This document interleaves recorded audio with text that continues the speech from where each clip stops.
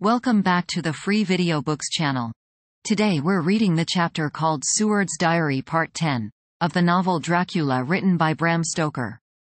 Before we get started, why not like and subscribe? Now, sit tight and let's get into it. The 29th of October. This is written in the train from Varna to Galatz. Last night we all assembled a little before the time of sunset. Each of us had done his work as well as he could. So far as thought, and endeavor, and opportunity go, we are prepared for the whole of our journey, and for our work when we get to Galatz. When the usual time came round, Mrs. Harker prepared herself for her hypnotic effort, and after a longer and more serious effort on the part of Van Helsing than has been usually necessary, she sank into the trance. Usually she speaks on a hint, but this time the professor had to ask her questions, and to ask them pretty resolutely, before we could learn anything. At last her answer came. I can see nothing. We are still. There are no waves lapping, but only a steady swirl of water softly running against the hawser. I can hear men's voices calling, near and far, and the roll and creak of oars in the rowlocks. A gun is fired somewhere. The echo of it seems far away. There is tramping of feet overhead, and ropes and chains are dragged along. What is this? There is a gleam of light. I can feel the air blowing upon me. Here she stopped. She had risen, as if impulsively, from where she lay on the sofa, and raised both her hands, palms upwards, as if lifting a weight. Van Helsing and I looked at each other with understanding. Quincy raised his eyebrows slightly and looked at her intently, whilst Harker's hand instinctively closed round the hilt of his kukri. There was a long pause. We all knew that the time when she could speak was passing, but we felt that it was useless to say anything. Suddenly she sat up, and, as she opened her eyes, said sweetly, "Would none of you like a cup of tea? You must all be so tired." We could only make her happy, and so acquiesced. She bustled off to get tea. When she had gone, Van Helsing said, "You see, my friends. He is close to land. He has left his earth chest. But he has yet to get on shore. In the night he may lie hidden somewhere, but if he be not carried on shore, or if the ship do not touch it, he cannot achieve the land. In such case he can, if it be in the night, change his form and can jump or fly on shore, as he did at Whitby. But if the day come before he get on shore, then, unless he be carried, he cannot escape. And if he be carried, then the customs men may discover what the box contain. Thus, in fine, if he escape not on shore tonight, or before dawn, there will be the whole day lost to him. We may then arrive in time, for if he escape not at night we shall come on him in daytime, boxed up and at our mercy, for he dare not be his true self, awake and visible, lest he be discovered." There was no more to be said, so we waited in patience until the dawn, at which time we might learn more from Mrs. Harker. Early this morning we listened, with breathless anxiety, for her response in her trance. The hypnotic stage was even longer in coming than before, and when it came the time remaining until full sunrise was so short that we began to despair. Van Helsing seemed to throw his whole soul into the effort. At last, in obedience to his will, she made reply. "All is dark. I hear lapping water, level with me, and some creaking as of wood on wood." She paused, and the red sun shot up. "We must wait till tonight. And so it is that we are travelling towards Galatz in an agony of expectation. We are due to arrive between 2 and 3 in the morning, but already, at Bucharest, we are 3 hours late, so we cannot possibly get in till well after sun-up. Thus we shall have 2 more hypnotic messages from Mrs. Harker. Either or both may possibly throw more light on what is happening. Later, sunset has come and gone. Fortunately it came at a time when there was no distraction, for had it occurred whilst we were at a station, we might not have secured the necessary calm and isolation. Mrs. Harker yielded to the hypnotic influence even less readily than this morning. I am in fear that her power of reading the Count's sensations may die away, just when we want it most. It seems to me that her imagination is beginning to work. Whilst she has been in the trance hitherto, she has confined herself to the simplest of facts. If this goes on, it may ultimately mislead us. If I thought that the Count's power over her would die away equally with her power of knowledge, it would be a happy thought, but I am afraid that it may not be so. When she did speak, her words were enigmatical. Something is going out. I can feel it pass me like a cold wind. I can hear, far off, confused sounds as of men talking in strange tongues, fierce falling water, and the howling of wolves. She stopped and a shudder ran through her, increasing in intensity for a few seconds, till, at the end, she shook as though in a palsy. She said no more, even in answer to the professor's imperative questioning. When she woke from the trance, she was cold and exhausted and languid, but her mind was all alert. She could not remember anything, but asked what she had said. When she was told, she pondered over it deeply for a long time and in silence. The 30th of October, 7 a.m. We are near Galatz now, and I may not have time to write later. Sunrise this morning was anxiously looked for by us all. Knowing of the increasing difficulty of procuring the hypnotic trance, Van Helsing began his passes earlier than usual. They produced no effect, however, until the regular time, when she yielded with a still greater difficulty, only a minute before the sun rose. The professor lost no time in his questioning. Her answer came with equal quickness. All is dark. I hear water swirling by, level with my ears, and the creaking of wood on wood. Cattle low far off. There is another sound, a queer one like. She stopped and grew white, and whiter still. Go on, go on. Speak, I command you, said Van Helsing in an agonized voice. At the same time there was despair in his eyes, for the risen sun was reddening even Mrs. Harker's pale face. She opened her eyes, and we all started as she said, sweetly and seemingly with the utmost unconcern. Oh, Professor, why ask me to do what you know I can't? I don't remember anything. Then, seeing the look of amazement on our faces, she said, turning from one to the other with a troubled look. What have I said? What have I done? I know nothing. Only that I was lying here, half asleep, and heard you say go on. Speak, I command you. It seemed so funny to hear you order me about, as if I were a bad child. Oh, Madam Mina, he said, sadly, it is proof, if proof be needed, of how I love and honor you, when a word for your good, spoken more earnest than ever, can seem so strange because it is to order her whom I am proud to obey. The whistles are sounding. We are nearing Galatz. We are on fire with anxiety and eagerness. Mina Harker's journal, the 30th of October, Mr. Morris took me to the hotel where our rooms had been ordered by telegraph, he being the one who could best be spared, since he does not speak any foreign language. The forces were distributed much as they had been at Varna, except that Lord Godalming went to the vice-consul, as his rank might serve as an immediate guarantee of some sort to the official, we being in extreme hurry. Jonathan and the two doctors went to the shipping agent to learn particulars of the arrival of the Tsarina Catherine. Later, Lord Godalming has returned. The consul is away, and the vice-consul sick, so the routine work has been attended to by a clerk. He was very obliging, and offered to do anything in his power. Jonathan Harker's journal, the 30th of October. At 9 o'clock Dr. Van Helsing, Dr. Seward, and I called on Messrs. Mackenzie and Steinkopf, the agents of the London firm of Hapgood. They had received a wire from London, in answer to Lord Godalming's telegraphed request, asking us to show them any civility in their power. They were more than kind and courteous, and took us at once on board the Tsarina Catherine, which lay at anchor out in the river harbour.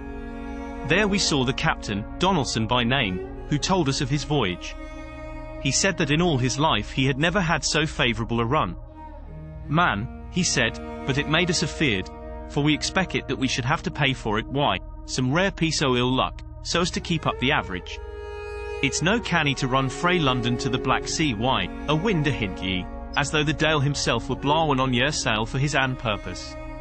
And, aye, the time we could no speer a thing. Gin we were nigh a ship, or a port, or a headland, a fog fell on us and travelled why, us, till when after it had lifted and we looked out, the Dale a thing could we see. We ran by Gibraltar why it being able to signal, and, till we came to the Dardanelles and had to wait to get our permit to pass, we never were within hail o' aught. At first I inclined to slack off sail and beat about till the fog was lifted, but whiles, I thought that if the Dale was minded to get us into the Black Sea quick, he was like to do it whether we would or no.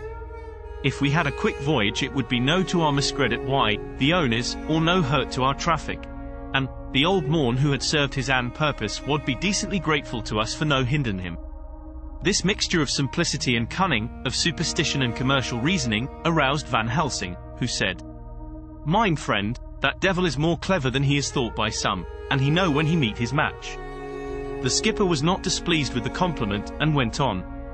When we got past the Bosphorus the men began to grumble.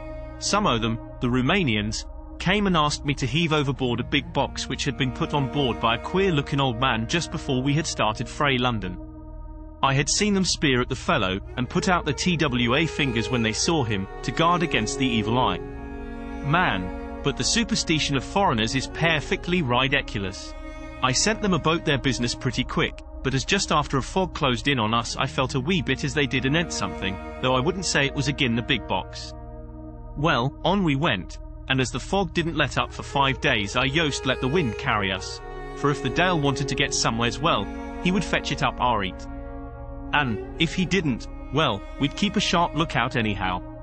Sure enough, we had a fair way in deep water all the time, and 2 days ago, when the morning sun came through the fog, we found ourselves just in the river opposite Galatz. The Romanians were wild, and wanted me right or wrong to take out the box and fling it in the river. I had to argue them about it a handspike, and, when the last o' them rose off the deck his head in his hand, I had convinced them that, evil eye or no evil eye, the property and the trust of my owners were better in my hands than in the river Danube. They had, mind ye, taken the box on the deck ready to fling in, and as it was marked Galatz via Varna, I thought I'd let it lie till we discharged in the port and get rid out all fedgether. We didn't do much clearing that day, and had to remain the night at anchor. But in the morning, braw and early, an hour before sun up, a man came aboard an order, written to him from England, to receive a box marked for one Count Dracula. Sure enough the matter was one ready to his hand. He had his papers reet, and glad I was to be rid o' the damn thing, for I was beginning mazel to feel uneasy at it. If the Dale did have any luggage aboard the ship, I'm thinking it was nane ither than that same. What was the name of the man who took it? Asked Dr. Van Helsing with restrained eagerness. I'll be telling you quick, he answered, and, stepping down to his cabin, produced a receipt signed, Emanuel Hildesheim. Bergenstrasse 16 was the address. We found out that this was all the captain knew, so with thanks we came away. We found Hildesheim in his office, a Hebrew of rather the Adelphi theatre type, with a nose like a sheep, and a fez. His arguments were pointed with specie we doing the punctuation, and with a little bargaining he told us what he knew. This turned out to be simple but important. He had received a letter from Mr. Deville of London, telling him to receive, if possible before sunrise so as to avoid customs, a box which would arrive at Galatz in the Tsarina Catherine. This he was to give in charge to a certain Petrov Skinsky, who dealt with the Slovaks who traded down the river to the port. He had been paid for his work by an English banknote, which had been duly cashed for gold at the Danube International Bank. When Skinsky had come to him, he had taken him to the ship and handed over the box, so as to save porterage. That was all he knew. We then sought for Skinsky, but were unable to find him. One of his neighbors, who did not seem to bear him any affection, said that he had gone away 2 days before, no one knew whither. This was corroborated by his landlord, who had received by messenger the key of the house together with the rent due, in English money. This had been between 10 and 11 o'clock last night. We were at a standstill again. Whilst we were talking, one came running and breathlessly gasped out that the body of Skinsky had been found inside the wall of the churchyard of St. Peter, and that the throat had been torn open as if by some wild animal. Those we had been speaking with ran off to see the horror, the women crying out, "This is the work of a Slovak." We hurried away lest we should have been in some way drawn into the affair, and so detained. As we came home we could arrive at no definite conclusion. We were all convinced that the box was on its way, by water, to somewhere, but where that might be we would have to discover. With heavy hearts we came home to the hotel to Mina. When we met together, the first thing was to consult as to taking Mina again into our confidence. Things are getting desperate, and it is at least a chance, though a hazardous one. As a preliminary step, I was released from my promise to her. Mina Harker's journal, the 30th of October, evening. They were so tired and worn out and dispirited that there was nothing to be done till they had some rest, so I asked them all to lie down for half an hour whilst I should enter everything up to the moment. I feel so grateful to the man who invented the Traveller's typewriter, and to Mr. Morris for getting this one for me. I should have felt quite astray doing the work if I had to write with a pen. It is all done. Poor dear Jonathan, what he must have suffered, what must he be suffering now? He lies on the sofa hardly seeming to breathe, and his whole body appears in collapse. His brows are knit, his face is drawn with pain. Poor fellow, maybe he is thinking, and I can see his face all wrinkled up with the concentration of his thoughts. Oh, if I could only help at all. I shall do what I can. I have asked Dr. Van Helsing, and he has got me all the papers that I have not yet seen. Whilst they are resting, I shall go over all carefully, and perhaps I may arrive at some conclusion. I shall try to follow the professor's example, and think without prejudice on the facts before me. I do believe that under God's providence I have made a discovery. I shall get the maps and look over them. I am more than ever sure that I am right. My new conclusion is ready, so I shall get our party together and read it. They can judge it. It is well to be accurate, and every minute is precious. Mina Harker's memorandum, entered in her journal, ground of inquiry, Count Dracula's problem is to get back to his own place. A. He must be brought back by someone. This is evident. For had he power to move himself as he wished, he could go either as man, or wolf, or bat, or in some other way. He evidently fears discovery or interference, in the state of helplessness in which he must be confined as he is between dawn and sunset in his wooden box. B. How is he to be taken? Here a process of exclusions may help us. By road, by rail, by water. 1. By road. There are endless difficulties, especially in leaving the city. X. There are people, and people are curious, and investigate. A hint, a surmise, a doubt as to what might be in the box, would destroy him. Y. There are, or there may be, customs and octroi offices to pass. Z. His pursuers might follow. This is his highest fear, and in order to prevent his being betrayed he has repelled, so far as he can, even his victim me. 2. By rail. There is no one in charge of the box. It would have to take its chance of being delayed, and delay would be fatal, with enemies on the track. True, he might escape at night, but what would he be, if left in a strange place with no refuge that he could fly to? This is not what he intends, and he does not mean to risk it. 3. By water. Here is the safest way, in one respect, but with most danger in another. On the water he is powerless except at night. Even then he can only summon fog and storm and snow and his wolves. But were he wrecked, the living water would engulf him, helpless, and he would indeed be lost. He could have the vessel drive to land, but if it were unfriendly land, wherein he was not free to move, his position would still be desperate. We know from the record that he was on the water, so what we have to do is to ascertain what water. The first thing is to realize exactly what he has done as yet. We may, then, get a light on what his later task is to be. Firstly, we must differentiate between what he did in London as part of his general plan of action, when he was pressed for moments and had to arrange as best he could. Secondly, we must see, as well as we can surmise it from the facts we know of, what he has done here. As to the first, he evidently intended to arrive at Galatz, and sent invoice to Varna to deceive us lest we should ascertain his means of exit from England. His immediate and sole purpose then was to escape. The proof of this is the letter of instructions sent to Emanuel Hildesheim to clear and take away the box before sunrise. There is also the instruction to Petrov Skinsky. These we must only guess at, but there must have been some letter or message, since Skinsky came to Hildesheim. That, so far, his plans were successful we know. The Tsarina Catherine made a phenomenally quick journey, so much so that Captain Donaldson's suspicions were aroused, but his superstition united with his canniness played the Count's game for him, and he ran with his favouring wind through fogs and all till he brought up blindfold at Galatz. That the Count's arrangements were well made, has been proved. Hildesheim cleared the box, took it off, and gave it to Skinsky. Skinsky took it, and here we lose the trail. We only know that the box is somewhere on the water, moving along. The customs and the octroi, if there be any, have been avoided. Now we come to what the Count must have done after his arrival on land, at Galatz. The box was given to Skinsky before sunrise. At sunrise the Count could appear in his own form. Here, we ask why Skinsky was chosen at all to aid in the work. In my husband's diary, Skinsky is mentioned as dealing with the Slovaks who trade down the river to the port, and the man's remark, that the murder was the work of a Slovak, showed the general feeling against his class. The Count wanted isolation. My surmise is this: that in London the Count decided to get back to his castle by water, as the most safe and secret way.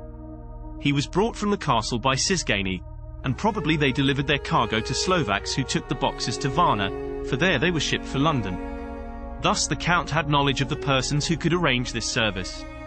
When the box was on land, before sunrise or after sunset, he came out from his box, met Skinsky and instructed him what to do as to arranging the carriage of the box up some river. When this was done, and he knew that all was in train, he blotted out his traces, as he thought, by murdering his agent. I have examined the map and find that the river most suitable for the Slovaks to have ascended is either the Pruth or the Sereth. I read in the typescript that in my trance I heard cows low and water swirling level with my ears and the creaking of wood. The Count in his box, then, was on a river in an open boat propelled probably either by oars or poles, for the banks are near and it is working against stream. There would be no such sound if floating downstream. Of course it may not be either the Sereth or the Pruth, but we may possibly investigate further. Now of these two, the Pruth is the more easily navigated, but the Sereth is, at Fundu, joined by the Bistritza which runs up round the Borgo Pass. The loop it makes is manifestly as close to Dracula's castle as can be got by water. Mina Harker's journal continued. When I had done reading, Jonathan took me in his arms and kissed me. The others kept shaking me by both hands, and Dr. Van Helsing said, "Our dear Madam Mina is once more our teacher. Her eyes have been where we were blinded. Now we are on the track once again, and this time we may succeed. Our enemy is at his most helpless, and if we can come on him by day, on the water, our task will be over. He has a start, but he is powerless to hasten, as he may not leave his box lest those who carry him may suspect. For them to suspect would be to prompt them to throw him in the stream where he perish. This he knows, and will not. Now men, to our council of war. For, here and now, we must plan what each and all shall do. I shall get a steam launch and follow him," said Lord Godalming. "And I, horses to follow on the bank lest by chance he land," said Mr. Morris. "Good," said the professor, "both good. But neither must go alone. There must be force to overcome force if need be. The Slovak is strong and rough, and he carries rude arms." All the men smiled, for amongst them they carried a small arsenal. Said Mr. Morris, "I have brought some Winchesters. They are pretty handy in a crowd, and there may be wolves." The Count, if you remember, took some other precautions. He made some requisitions on others that Mrs. Harker could not quite hear or understand. "We must be ready at all points." Dr. Seward said, "I think I had better go with Quincy. We have been accustomed to hunt together, and we too, well armed, will be a match for whatever may come along. You must not be alone, Art. It may be necessary to fight the Slovaks, and a chance thrust, for I don't suppose these fellows carry guns, would undo all our plans. There must be no chances, this time. We shall not rest until the Count's head and body have been separated, and we are sure that he cannot reincarnate." He looked at Jonathan as he spoke, and Jonathan looked at me. I could see that the poor dear was torn about in his mind. Of course he wanted to be with me, but then the boat service would, most likely, be the one which would destroy the vampire. Why did I hesitate to write the word? He was silent a while, and during his silence Dr. Van Helsing spoke. "Friend Jonathan, this is to you for twice reasons. First, because you are young and brave and can fight, and all energies may be needed at the last, and again that it is your right to destroy him that which has wrought such woe to you and yours. Be not afraid for Madam Mina, she will be my care, if I may. I am old, my legs are not so quick to run as once, and I am not used to ride so long or to pursue as need be, or to fight with lethal weapons. But I can be of other service, I can fight in other way. And I can die, if need be, as well as younger men. Now let me say that what I would is this. While you, my Lord Godalming and friend Jonathan go in your so swift little steamboat up the river, and whilst John and Quincy guard the bank where perchance he might be landed, I will take Madam Mina right into the heart of the enemy's country. Whilst the old fox is tied in his box, floating on the running stream whence he cannot escape to land, where he dares not raise the lid of his coffin box lest his Slovak carriers should in fear leave him to perish, we shall go in the track where Jonathan went, from Bistritz over the Borgo, and find our way to the castle of Dracula. Here, Madam Mina's hypnotic power will surely help, and we shall find our way all dark and unknown otherwise after the first sunrise when we are near that fateful place. There is much to be done, and other places to be made sanctify, so that that nest of vipers be obliterated." Here Jonathan interrupted him hotly. "Do you mean to say, Professor Van Helsing, that you would bring Mina, in her sad case and tainted as she is with that devil's illness, right into the jaws of his death trap?" "Not for the world. Not for heaven or hell." He became almost speechless for a minute, and then went on. "Do you know what the place is?" Have you seen that awful den of hellish infamy with the very moonlight alive with grisly shapes, and every speck of dust that whirls in the wind a devouring monster in embryo? Have you felt the vampire's lips upon your throat? Here he turned to me, and as his eyes lit on my forehead he threw up his arms with a cry. Oh, my God! What have we done to have this terror upon us? And he sank down on the sofa in a collapse of misery. The professor's voice, as he spoke in clear, sweet tones, which seemed to vibrate in the air, calmed us all. Oh, my friend, it is because I would save Madame Mina from that awful place that I would go. God forbid that I should take her into that place. There is work, wild work to be done there, that her eyes may not see. We men here, all save Jonathan, have seen with their own eyes what is to be done before that place can be purified. Remember that we are in terrible straits. If the Count escape us this time, and he is strong and subtle and cunning, he may choose to sleep him for a century, and then in time our dear one, he took my hand, would come to him to keep him company, and would be as those others that you, Jonathan, saw. You have told us of their gloating lips. You heard their ribald laugh as they clutched the moving bag that the Count threw to them. You shudder, and well may it be. Forgive me that I make you so much pain, but it is necessary. My friend, is it not a dire need for the which I am giving? Possibly my life. If it were that anyone went into that place to stay, it is I who would have to go to keep them company. Do as you will, said Jonathan, with a sob that shook him all over. We are in the hands of God. Later, oh, it did me good to see the way that these brave men worked. How can women help loving men when they are so earnest, and so true, and so brave? And, too, it made me think of the wonderful power of money. What can it not do when it is properly applied, and what might it do when basely used? I felt so thankful that Lord Godalming is rich, and that both he and Mr. Morris, who also has plenty of money, are willing to spend it so freely. For if they did not, our little expedition could not start, either so promptly or so well equipped, as it will within another hour. It is not 3 hours since it was arranged what part each of us was to do, and now Lord Godalming and Jonathan have a lovely steam launch, with steam up ready to start at a moment's notice. Dr. Seward and Mr. Morris have half a dozen good horses, well appointed. We have all the maps and appliances of various kinds that can be had. Professor Van Helsing and I are to leave by the 11:40 train tonight for Veresti, where we are to get a carriage to drive to the Borgo Pass. We are bringing a good deal of ready money, as we are to buy a carriage and horses. We shall drive ourselves, for we have no one whom we can trust in the matter. The professor knows something of a great many languages, so we shall get on all right. We have all got arms, even for me a large bore revolver. Jonathan would not be happy unless I was armed like the rest. Alas, I cannot carry one arm that the rest do, the scar on my forehead forbids that. Dear Dr. Van Helsing comforts me by telling me that I am fully armed as there may be wolves. The weather is getting colder every hour, and there are snow flurries which come and go as warnings. Later, it took all my courage to say goodbye to my darling. We may never meet again. Courage, Mina. The professor is looking at you keenly. His look is a warning. There must be no tears now, unless it may be that God will let them fall in gladness. Jonathan Harker's Journal. October 30th. Night. I am writing this in the light from the furnace door of the steam launch. Lord Godalming is firing up. He is an experienced hand at the work, as he has had for years a launch of his own on the Thames, and another on the Norfolk Broads. Regarding our plans, we finally decided that Mina's guess was correct, and that if any waterway was chosen for the Count's escape back to his castle, the Sereth and then the B Streets at its junction would be the one. We took it, that somewhere about the 47th degree, north latitude, would be the place chosen for the crossing the country between the river and the Carpathians. We have no fear in running at good speed up the river at night. There is plenty of water, and the banks are wide enough apart to make steaming, even in the dark, easy enough. Lord Godalming tells me to sleep for a while, as it is enough for the present for one to be on watch. But I cannot sleep. How can I, with the terrible danger hanging over my darling, and her going out into that awful place? My only comfort is that we are in the hands of God.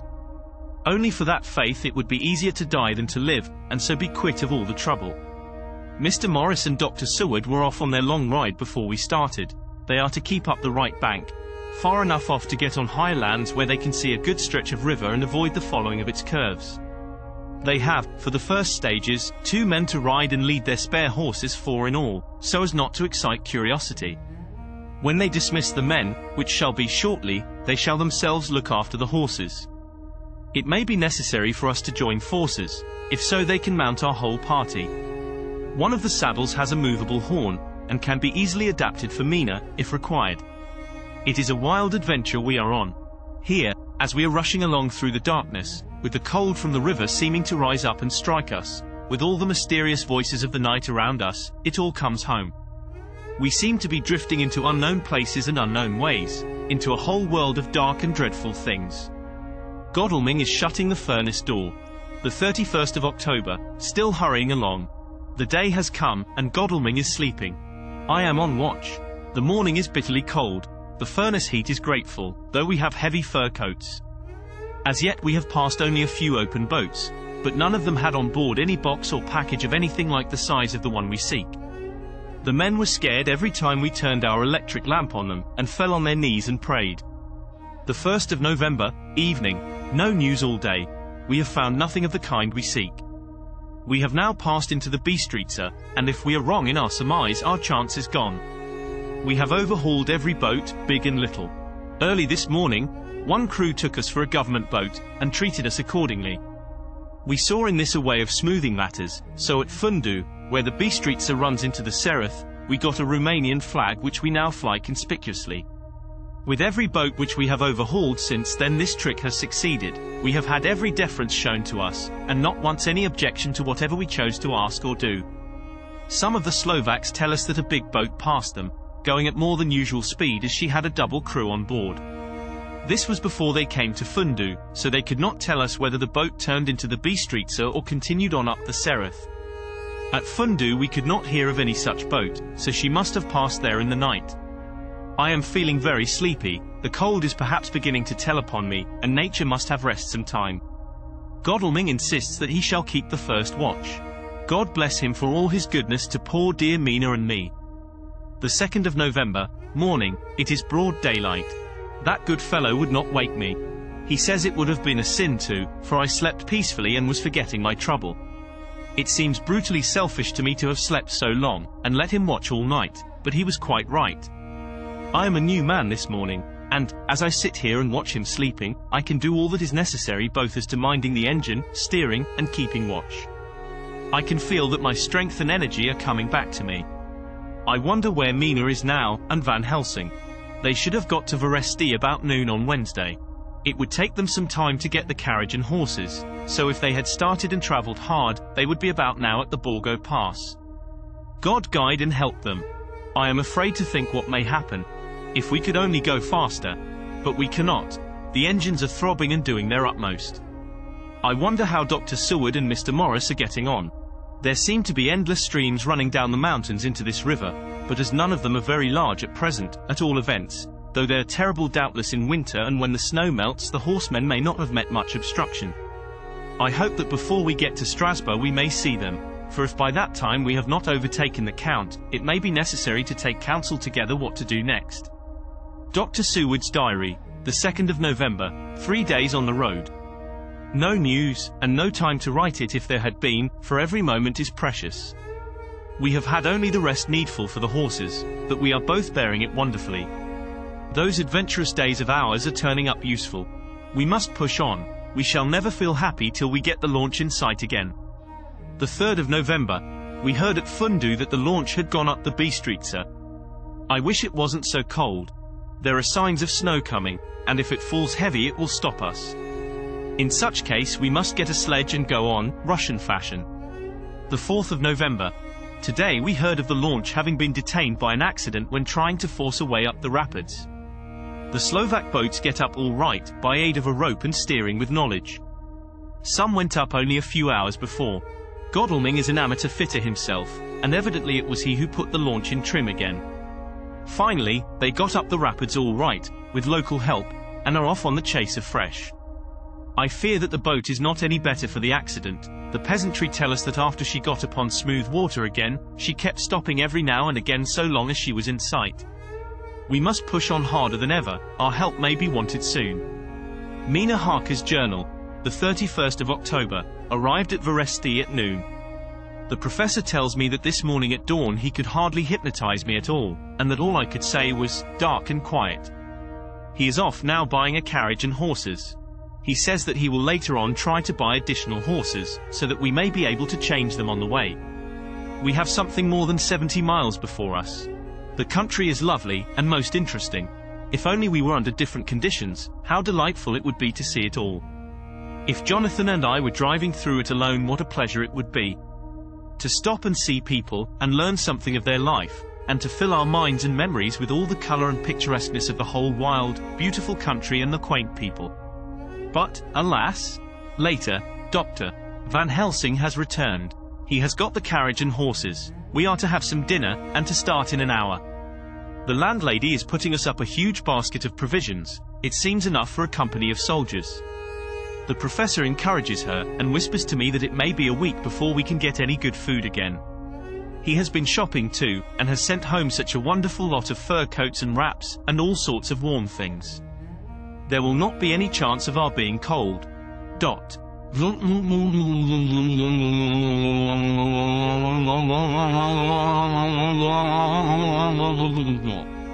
We shall soon be off. I am afraid to think what may happen to us. We are truly in the hands of God. He alone knows what may be, and I pray him, with all the strength of my sad and humble soul, that he will watch over my beloved husband, that whatever may happen, Jonathan may know that I loved him and honored him more than I can say, and that my latest and truest thought will be always for him. Did you enjoy today's chapter of Dracula? Why not subscribe and ring the bell? Next time we'll be reading the chapter, Mina Harker's Journal Part 2. Don't miss it.